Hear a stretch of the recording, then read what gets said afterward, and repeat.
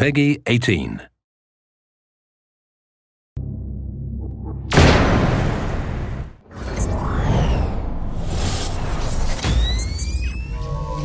What's going on, guys? I'm Zack Cooper, your Splinter Cell community developer. We're here outside Ubisoft Toronto, and today we are going to get our hands dirty. We are going to go inside the combat of Splinter Cell.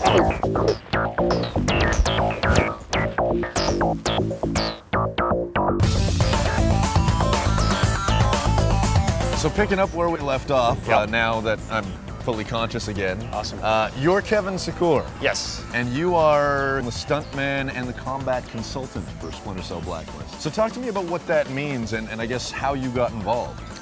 Well, the guys at Ubisoft had a very specific sort of vision for this game. The sound feature that we wanted to create was being one fluid movement all the time, you know, as though very Panther-like. I was looking for someone that was trained in Kali and Russian Sistema and had some Krav Maga experience. So they saw some of my work, they saw the kind of movement stuff that we do in our styles, and they approached me and asked me if I'd be interested. I know there's obviously a lot of secrecy involved in your resume, but if you can talk about what I guess you can talk about, it's like 30 plus years of experience. Yeah, I mean, I've been in the it all blends together. And what are we talking about when we talk about martial arts? For you in particular, what do you use? What arts have sort of come together to make up Kevin Secor's? It's tough. I mean, I started, you know, karate, jiu-jitsu, kung fu, Russian Sistema, Kali, and some Silat, Muay Thai, ground wrestling, plus a lot of law enforcement and defensive tactics training. So just a little bit. Now, when it does blend together, I mean, what is it that we're going to see in Splinter Cell Blacklist? Unmatched flow. We are going to see a level of fluidity that I believe has not been in games before. So delving a little bit deeper into the combat, there's lethal, there's non-lethal. This is probably foolish of me to ask, but can you maybe demonstrate some of it? Absolutely. Some of the basics, of course, we have a basic sort of vascular restraint, so we can choke in this position, you know, with two hands. We can choke here, suppressing the mouth. You can find the ones that like. Listen to this one, right? Oh, that's yeah. Chest.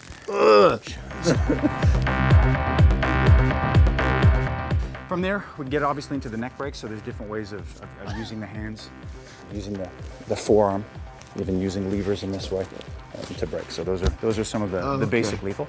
And then we get into hits. For non-lethal, we have a number of concussive hits. We have the brain stem. We get into the sort of brachial junction, getting into antagonistic pressure with chin, shoulder hits, hitting this way, hitting this way, hitting with the forearm. So those are some of the basic ones. Few of them. Let me sort of regain some of that. That's good. Wicked. Math comes back.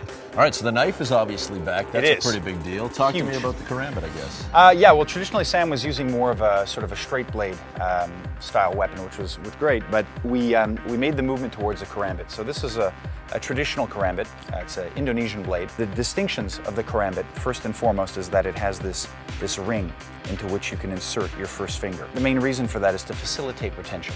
The inner edge can be used for hooking actions, rending, tearing, and the outer action, because of the arch, has a more sort of fluid curve. And the curved blade gives you all of the same sort of impaling and stabbing capacities as a straight blade. So one of the distinctions, because of that curve, it allows me to sort of use it to sort of emphasize, you know, I could be going for you know, tendon slices, but using it for quite good control. I can be accessing muscles in the neck, whatever the case is. So it gives you a lot more. One of the options you're going to be seeing Sam using quite often is sort of can openers, where he can use the, you know, for either intimidation or actually, you know, impaling and using it as a handle.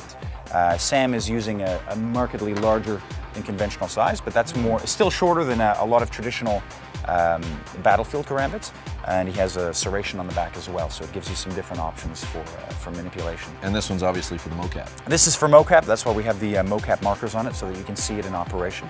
And it's all in keeping with this notion that Sam is like a panther. And so one of the traditional names for a karambit is the panther's claw. And so it fits very much with the stealth elements. We probably could have demonstrated that one on me. We might have been able to, yeah.